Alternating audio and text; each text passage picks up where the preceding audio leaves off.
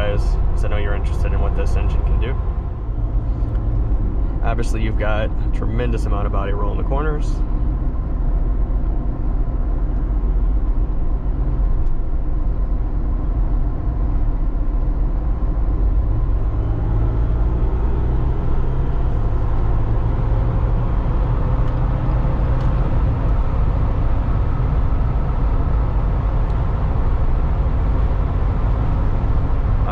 Speed limit on this expressway is 75 miles per hour, but most people drive about 83, 84, so it's kind of an autobahn as far as the United States is concerned.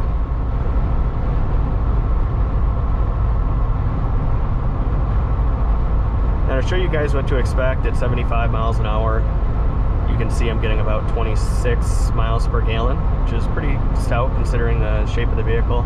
And it really doesn't drop that quickly if you increase speed. You know, if you go 80, 82, it might drop a mile or two, but it still remains strong. And that's really the advantage with this diesel engine is that strong fuel economy due to that, you know, low end torque. 442 foot-pounds at 1400 RPM. I mean, that's really great, and it's really something that you're only going to get in a diesel application typically. I mean, turbocharged vehicles really, you know, do well in getting that low end torque, but at 1400, that amount, it's pretty good. So right now I picked the speed up to 82 to hang with traffic, and I'm getting 20 miles per gallon. So I have zero complaints about that. And I really didn't buy the Wrangler just for fuel economy. I bought it for the driving experience with this diesel. I would not have sold the 4Runner and gotten this if it wasn't for that engine and just this is the good driving experience. I mean, it's not just the fuel economy, it's the low end torque, it's passing somebody with, you know, using your pinky toe to press on the throttle, and the towing. Yes, it stays at 3500 because of the chassis limitation, but I've towed 3500 with this, and it has absolutely no idea there's something back there. And I actually pulled in the driveway and had to like remind myself I had a trailer connected still. So it just does good, and it makes driving it more enjoyable. Now with the Willys package, you do get the HD brakes, but with the diesel you do get the Rubicon springs front and rear, and that's just due to the weight of the engine. It does add, I believe, 400 pounds to the weight of the Jeep, and I do believe a Rubicon with the steel bumpers actually can classify you with a gross vehicle weight of over 6,000 pounds. And the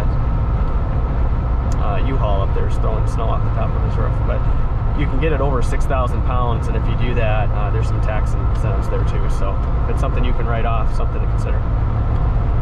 Now as I'm getting off here, I'm going to hit the brakes quite hard. You guys can see how these HD brakes bite. I'm not going to do a full lockup obviously, but let's see how they do.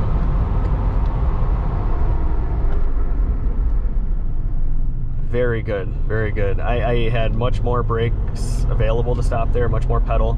The application was very linear. It wasn't, you know, hard at first, a bit hard, and then it lost pedal. Very predictable. I really like that braking setup much more than the 4Runner. That was not my favorite. The 4Runner had a really touchy pedal that took some time to get used to. Obviously with time I did get used to it, but when people would drive that, I'd get a little feedback that they weren't a big fan of the braking.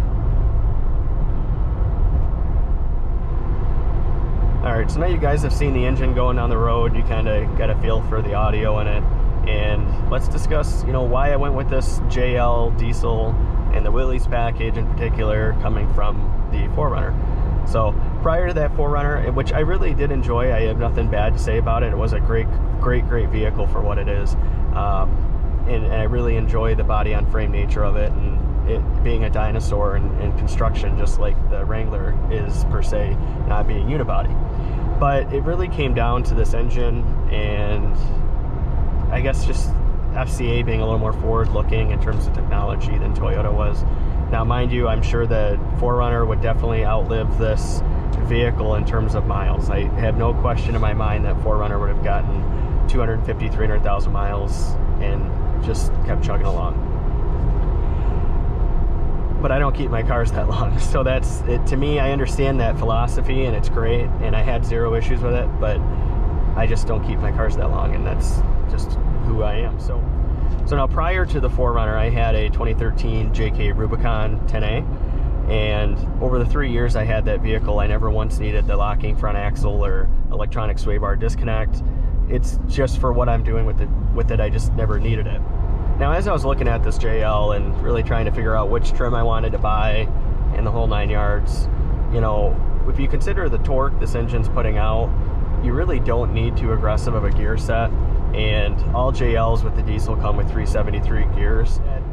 You don't really need 410 gears. I mean, that higher gear set's just helping you out with a torque multiplier, right? So if you're low on torque, that's going to help you in an off-road situation, or really anywhere. Just a higher gear set. I mean, towing, max tow gears, you have a numerically higher gear set, and you know, it's just helping you out and helping your engine stay where it's making power. But as you can see, when I was on the expressway, right now I'm in 8th gear, cruising along 55, 56, engines at 1500 RPM. And on the expressway, when you're going 80, 85, which is, you're cruising in a Wrangler, right? And it's still hanging just fine in 8th gear. When I was towing, it was in 8th gear. And I truly think, you know, you can throw 37s on this thing, and a lot of guys aren't re-gearing. They're totally happy with the 373 gears. And you know, I didn't re-gear my JK with the 3.6 and 5-speed with 37s. Did it need it? Absolutely. Did I do it? I didn't. But I think with this much torque, there's no need to. I think that JK put out 270. This is putting 442. And there's discussion right now about the aftermarket putting out a tune for this that's going to gain 60 to 70 foot-pounds of torque. I mean, that's low fives at the crank here out of this diesel engine. So drink every time I say diesel, one shot. But in any case, so with that, you know, I thought about my use with the Rubicon. Did I need it? I didn't. It was more of a want versus a need. Now, since I never needed those things in the Rubicon, I didn't need to buy one just to get to the gear set from the factory. So with the Willys package, you're getting the Rubicon rock rails, you're getting the anti-spin rear axle, you're getting the nicer wheels and tires, you know, a little bit more aggressive. I wish it came with KO2s, not these Firestone Destinations, but they do fine. They're just a touch louder than the KO2s are stock. But in any case, I'm fine with them. I'll run them for a few thousand, or run them till they're, you know, worn, and then replace them with KO2s. But so with that, you get, and then once you add the diesel to the Willys, now you're getting the Dana 44 axles front and rear. They're not the wide axles like the Rubicon, the Dana 44 wide, but it's just a few millimeters difference, but they're still the same, you know, overall construction.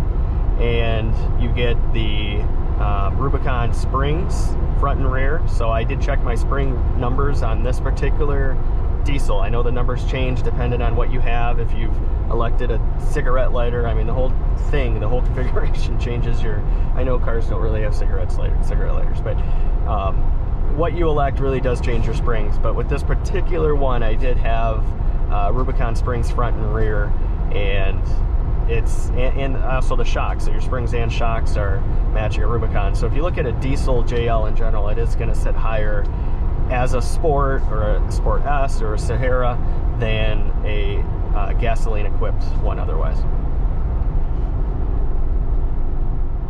So the first reason there, as I discussed, was the engine, future outlook that FCA has on products, just integrating better, you know, the HD backup camera, this awesome infotainment system. And this is just a 7-inch. I do like the 8.4. I wish I would have elected for that in hindsight. But in any case, this one does work fine. I will say one gripe I have is Android Auto does use the whole screen, but Apple CarPlay cuts off like 10% on each side, so you do lose some real estate from that screen.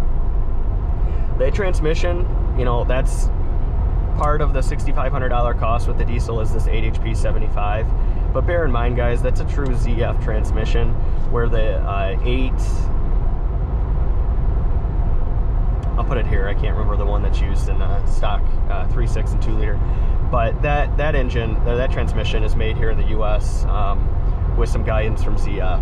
And it's fine in its own respect. I'm not saying it's not a good transmission, but the 8 HP 75 is definitely a better transmission that's able to withhold this torque. And that's the same transmission they're using in the new 392 Rubicon. So, but bear that in mind. I gotta really watch my speed here. It's incredibly easy to speed in this thing. Just gonna set it and forget it.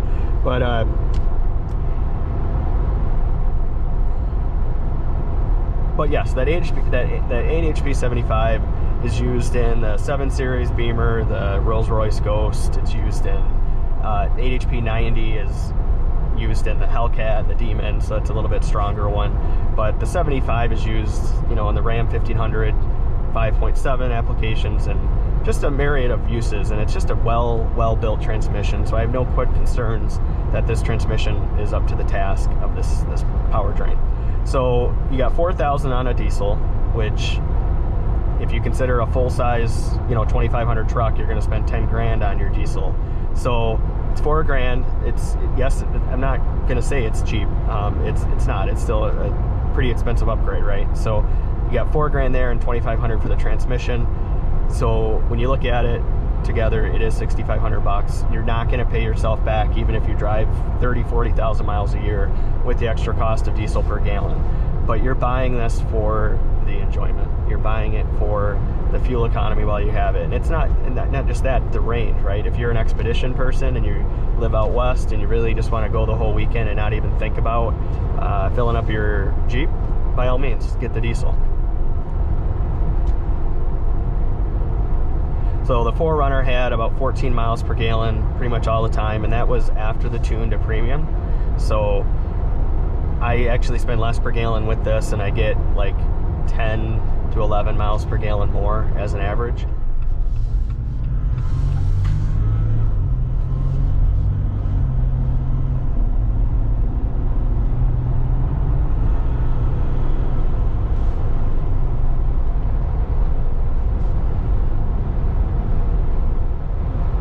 And then some other reasons for the swap. I do enjoy the, you know, just the general construction, the look, the, you know, take off the top in the summertime and all that jazz with the JL or just a Wrangler in general. So just general reasons, but long story short, or long I should say, is the engine primary factor. Would not have done it without it. And the general design, color options, and just updates that were found in the JL. So any gripes that I have as far as the Wrangler so far. So the first one is the filler neck for the gas or the diesel is the smaller nozzle. So some gas stations are going to have the larger nozzle, obviously for the larger volume of fuel to push through the line, but it just doesn't have the hole for it. So you can, some guys retrofit it to make it work. I don't know that I want to do that.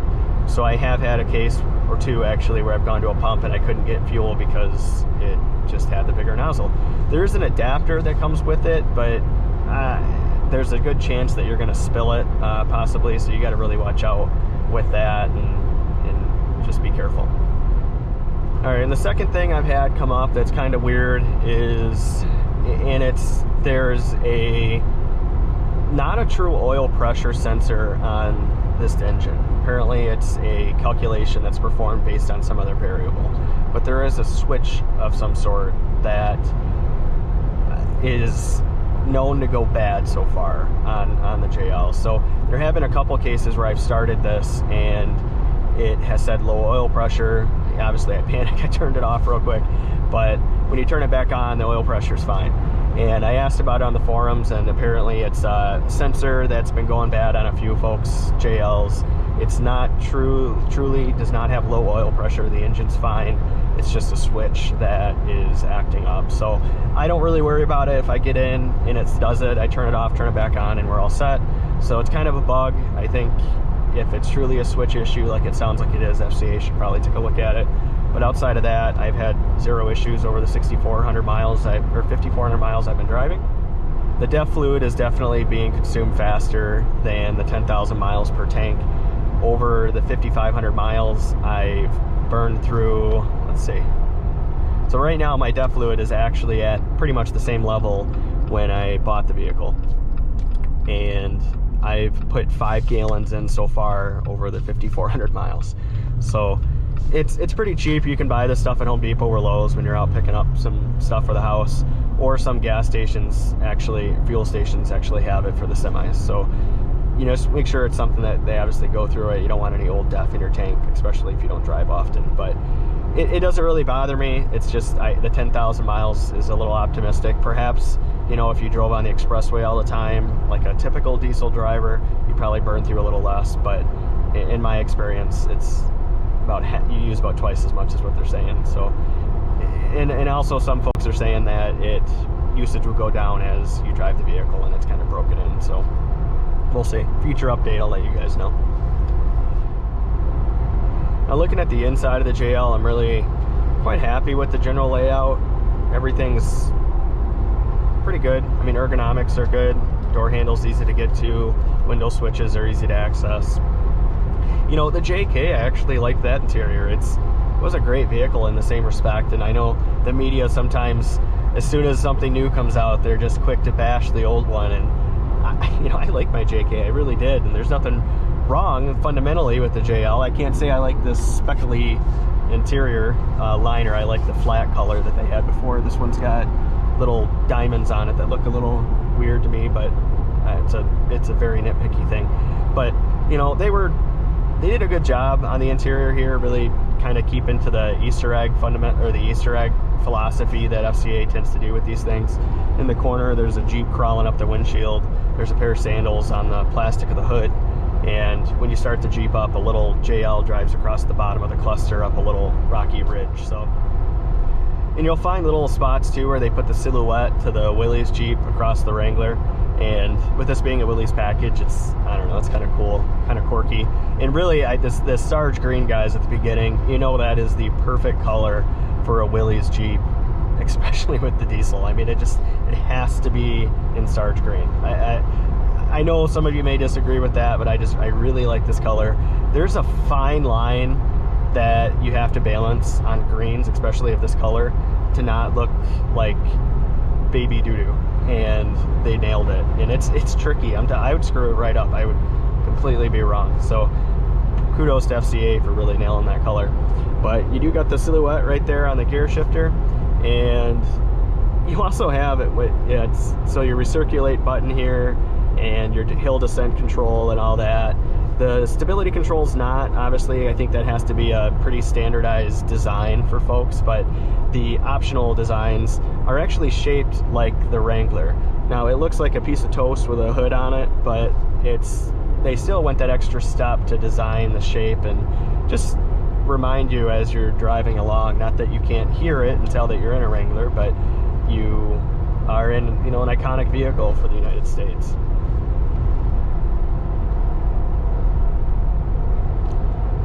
The heated steering wheel is good. In prior years, FCA seemed to have steering wheels that were just a bit too hot, and I know that sounds weird, but it's heated quite well throughout the whole diameter of the wheel, or perimeter of the wheel, I should say, and it never gets too hot, but it does heat up quickly. The heated seats are cloth, so they're cloth heated seats, and I don't know, I go back and forth. I had it was called Soft X. It was like a pleather in the 4Runner, and it was fine for what it was. It wasn't real leather, but I did like that it was easy to wipe off. With cloth seats, you don't have that option, but they're not cold when I get in here. So, you know, pick your poison, I guess, but it is nice having your bum heated on a cloth seat. I must say it's quite relaxing. Now, as far as the audio goes, this is the base audio with the technology package. It does not have the Alpine as the optional audio. And I would say that overall it's good. The treble is good. It's not muddy or anything like that. But I do not like the lack of bass. It's there, but it just doesn't have a good punch to it. Now, bear in mind, I did have the OEM Audio Plus sound solution in the 4Runner, which was a couple $1,000 plug and play, totally can't tell, seamless installation. So coming from that to this, it's kind of an unfair comparison. And I did check in with OEM Audio Plus, and they are developing one that should be released soon for the JL. So I'm sure I'll upgrade to that once it's released.